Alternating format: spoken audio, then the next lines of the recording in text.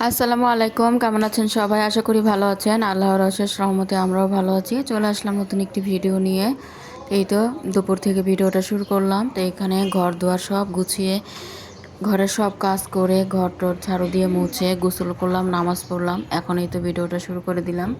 তো মেয়েরা তো স্কুলে, তো ওরা আস্তে আস্তে 2:30 বেজে যাবে স্কুল থেকে। তো ওদের স্কুল এই রোজা খোলা, বন্ধ দেয়নি। পরীক্ষা, সিটি পরীক্ষা হয়ে এরপর বন্ধ দিবে। তো আমি এদিকে রান্নার জন্য মুরগির মাংস বের করে নিছি, আর এগুলো হচ্ছে ডাল বাটা। তো আজকে মুরগির মাংস দিয়ে হালিম রান্না করব। আর এখানে আমি কতগুলো শিং মাছ বের করে পেঁপের খোসা ব্লেন্ডারে ব্লেন্ড করে এরপর পেঁপের খোসা ওটা দিয়ে আমি মাখিয়ে রাখছি। তো এটা দিয়ে মাখিয়ে রাখলে মানে কালো এটা একটু তাড়াতাড়ি উঠে যায়। আর এদিকে পেঁপে আলু কেটে নিয়েছি, সবজি রান্না করব পেঁপের, আর পেঁয়াজগুলো ছিলে রাখলাম। এই তো মেয়েরা চলে আসলো স্কুল থেকে।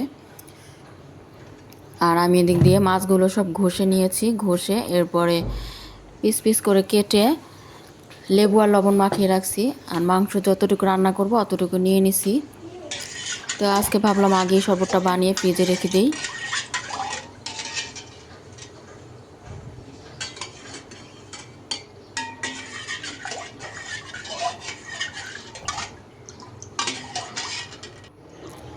আর এদিকে এই তো হালিমের যে ডালটা ওটা আমি ফুটন্ত গরম পানিতে ভিজিয়ে রাখলাম। তো 1-1.5 ঘন্টা ভিজলে এরপর রান্না করলে তাড়াতাড়ি হয়ে যাবে। আর একটা পাকোড়া বানাবো, সবজি পাকোড়া। তো এখানে ডাল বাটা, ক্যাপসিকাম কুচি আর গাজর কুচি নিয়ে নিছি। তো এখন পেঁয়াজ, কাঁচামরিচ, ধনিয়া পাতা, হলুদ মরিচের গুঁড়া, ধনিয়া গুঁড়া, গরম মশলা গুঁড়া সব কিছু, আদা রসুনের বাটা একটু একটু করে দিয়ে এখন একটা ব্যাটার তৈরি করে নিব। তো প্রথমে বেসন নিয়ে নিচ্ছি, এরপরে চালের গুঁড়াও দিব।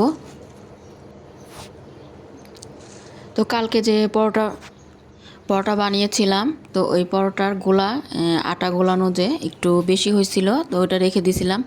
তো আজকে যেহেতু হালিম রান্না করব, তাই ভাবছি যে ওই আটা গোলানোটা দিয়ে লুচি বানিয়ে ফেলবো। তাহলে হালিম আর লুচি দিয়ে আজকে ইফতার করা হবে। আর এখানে একটু ডাল বাটা ছিল, ওটা আমি একটু বেসন দিয়ে সবজি দিয়ে সবজি পাকোড়া বানাবো। তো হালিম যেদিন রান্না করি টাটকা টাটকাই হালিমটা দিয়ে মানে পরোটা বা লুচি সব কিছু দিয়ে খেতে খুবই মজা লাগে।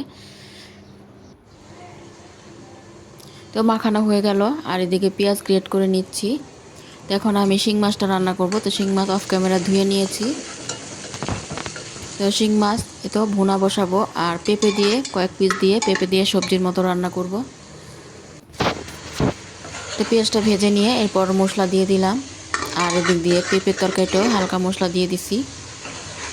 পেঁপেটা প্রেশার কুকারে দিলে একটা সিটি দিলে হয়ে যায়। এদিকে অনেকগুলো টমেটো কেটে নিছি, এখন 2 তরকারিতে দিয়ে দিব। ইফতারির আগে এই রান্নাটা করে নিচ্ছি।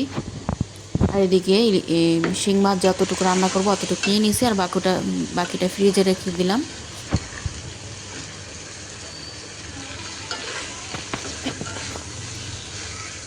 পেঁপে খোসা দিয়ে মাখিয়ে রাখাতে শিং মাছটা অনেক সুন্দর পরিষ্কার হয়েছে। এমনিতেও হয় ধারসোবা দিয়ে একটু ডলা দিলে, তো পেঁপের খোসা দিয়ে মাখিয়ে রাখাতে একটু ডলা কম দিতে হয়েছে, তাড়াতাড়ি পরিষ্কার হয়ে গেছে। তো আমি তো ভুনাতে দিয়ে দিলাম, আর কয়েক পিস পেঁপের তরকারিতেও দিলাম। রান্নার পাশাপাশি পেঁয়াজটাও আমি কেটে নিলাম।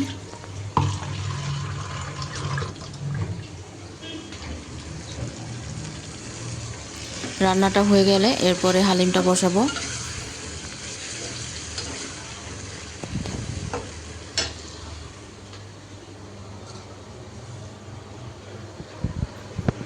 তো পেঁপের মধ্যে আলু দিয়েছি একটা, আর আমার গাছের কিছু কাঁচা টমেটো। তো এখন শেষ সময়, এজন্য টমেটো আর বড় হয় নাই, তাই ওটা কেটে কেটে কুচি কুচি করে আমি পেঁপের সাথে দিয়ে দিলাম।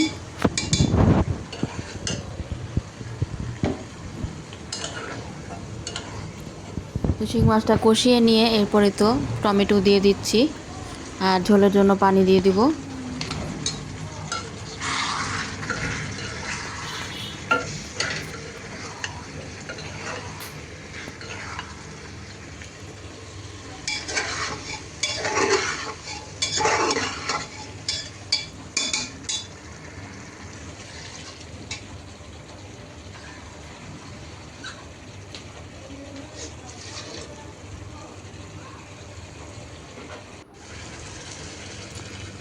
তো এই তো দিয়ে দিলাম ঝোলের জন্য পানি। তো এখনই রান্না করে নিচ্ছি, আর না হলে ইফতারের পর আবার রান্না করতে হয়।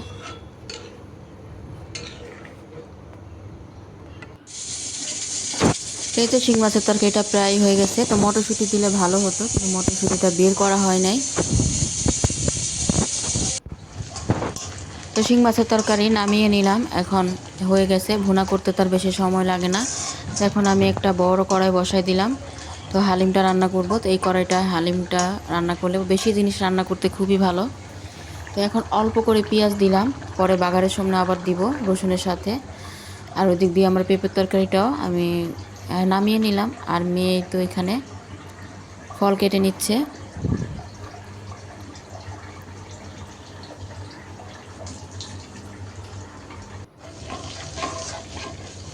এরপরে তো মশলা দিয়ে অল্প করে ঘর থেকে মশলা দিলাম। এখন এই তো প্যাকেটের যে মশলাটা, ও মশলাটা অর্ধেকটা দিয়ে দিব। আর বাকিটা বাগার যখন দিব তখন দিব, মানে নামানোর আগে যখন বাগার দিব তখন ওই মশলাটা ছিটিয়ে দিয়ে দিব। এই তো মুরগির মাংসটা আমি ছোট ছোট করে কেটে নিয়েছি, এখন ওই মশলাতে দিয়ে দিচ্ছি। তো ভালোভাবে কষিয়ে নিব। এরপর ডাল যে ভিজিয়ে রাখছিলাম ফুটন্ত গরম পানিতে, ওটা দিয়ে দিব।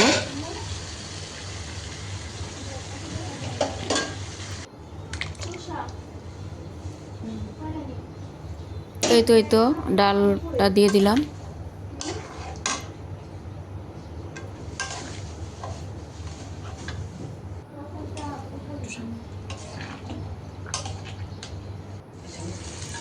তো এই হালিমটা রান্না করার সময় অনেক ছিটে, তাই বোল দিয়ে ঢেকে রান্না করছি, বড় একটা বোল দিয়ে, এটার সমান। তো এই হালিমটা হয়ে গেছে। এখন এই তো বাগার দিয়ে দিলাম রসুন কুচি আর পেঁয়াজ কুচি দিয়ে, আর ধনিয়া পাতা দিলাম, আর বাকি যে মশলাটা রাখছিলাম ওটাও দিয়ে দিলাম।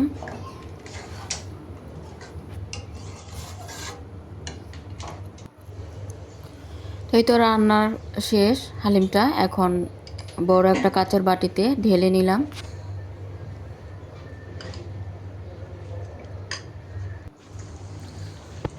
তো ইফতারের বেশি একটা টাইম নাই, হালিমটা হয়ে গেছে, নামিয়ে নিলাম। এখন লুচি ভেজে নিচ্ছি, আমি বানাচ্ছি আর ছোটো মেয়ে ভাজতেছে।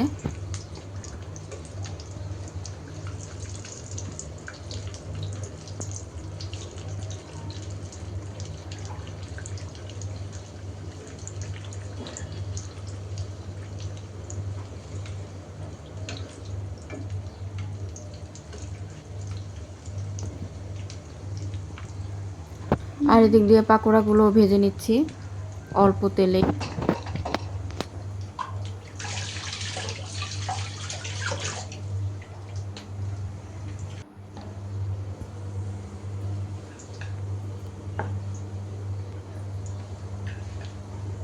তো কয়েকটা পাকোড়া হয়ে গেছে, নামিয়ে নিলাম। এখন বাকিটাও ভেজে নিচ্ছি। আর এদিকে লুচিও কয়েকটা ভাজা হয়ে গেছে।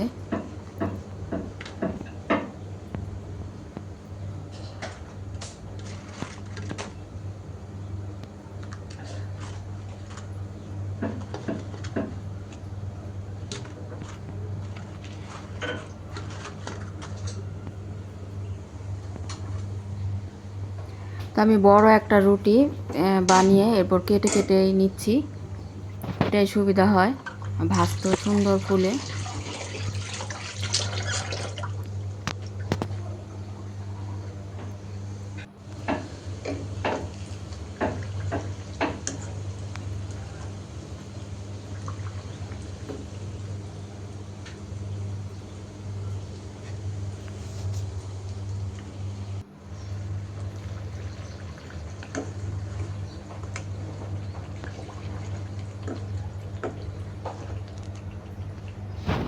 তো এই তো অনেকগুলা ভাজা হয়ে গেছে।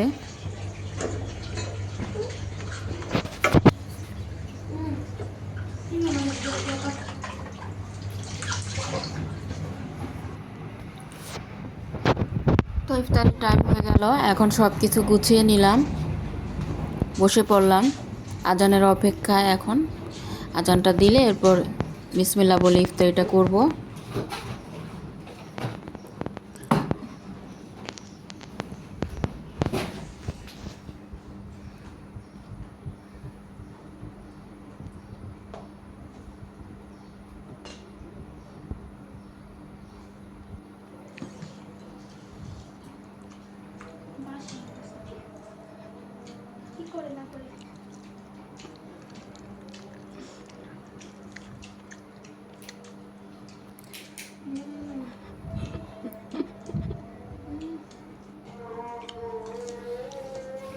তো হালিমটা দিয়ে লুচি দিয়ে খেতে খুবই ভালো লাগছে। পাকোড়াটাও মজা ছিল। হুম,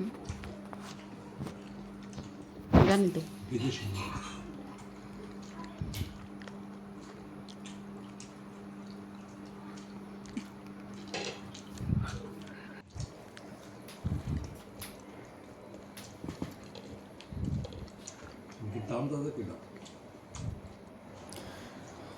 তো ওর বাবা ইফতার করে চলে গেল নামাজ পড়তে। তো এখন আমরাও নামাজ পড়ে নিলাম। এখন এই তো লুচি আর হালিম খেয়ে নিব। তো পুরোপুরি ইফতারটা করে ফেললে এরপর নামাজ পড়তে মনে চায় না, অস্থির লাগে। এজন্য ফল ফ্রুটস হালকা পাতলা খেয়ে শরবত খেয়ে এরপর নামাজটা পড়ে নেই। এরপরে বাকিটা খাই নামাজ পড়ার পর।